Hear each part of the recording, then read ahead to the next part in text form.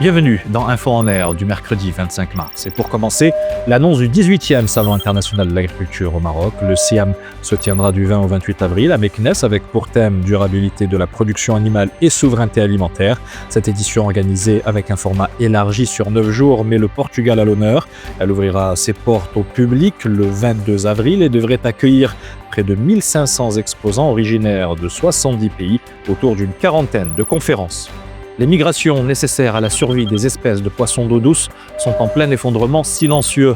La conséquence de la dégradation des habitats naturels, la surpêche ou les barrages, les populations de ces poissons migrateurs ont chuté de quelque 81% depuis 1970, selon les chiffres de l'ONG WWF. Ces espèces ont en effet besoin de pouvoir circuler souvent à travers plusieurs pays entre les zones de reproduction et celles d'alimentation. Ainsi, quelques 325 spécimens ont besoin d'être protégés d'après les scientifiques. L'économie marocaine fait preuve d'une grande résilience alors que la dynamique de croissance devrait rester forte en 2026 et à moyen terme. Une dynamique portée par les investissements publics et privés dans les infrastructures. D'après un rapport du Fonds monétaire international, le FMI prévoit une croissance du PIB réel de 4,4% en 2026 et 4,5% en 2027.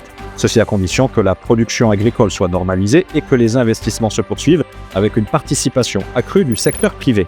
La Chine ravit au Japon la première place mondiale des ventes automobiles. C'est inédit depuis un quart de siècle. Les constructeurs chinois ont pris en 2025 la tête des ventes mondiales avec près de 27 millions de véhicules écoulés, dépassant pour la première fois leurs concurrents japonais.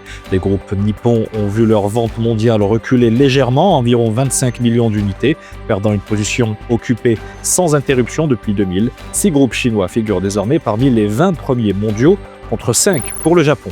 L'Espagne atteint un nouveau sommet historique en matière d'innovation avec le dépôt de 2255 demandes de brevets européens en 2025.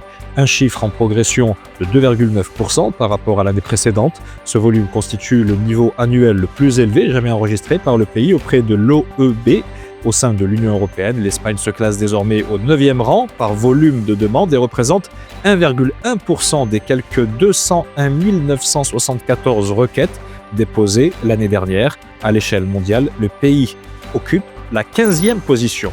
C'est la fin de cette Info en Air. Avis aux utilisateurs de LinkedIn. Infomédiaire offre 10 000 dirhams de campagne publicitaire sur ses différents canaux à l'un des 10 000 nouveaux inscrits qui permettront à notre page d'atteindre les 40 000 followers. Et d'ici là, portez-vous bien.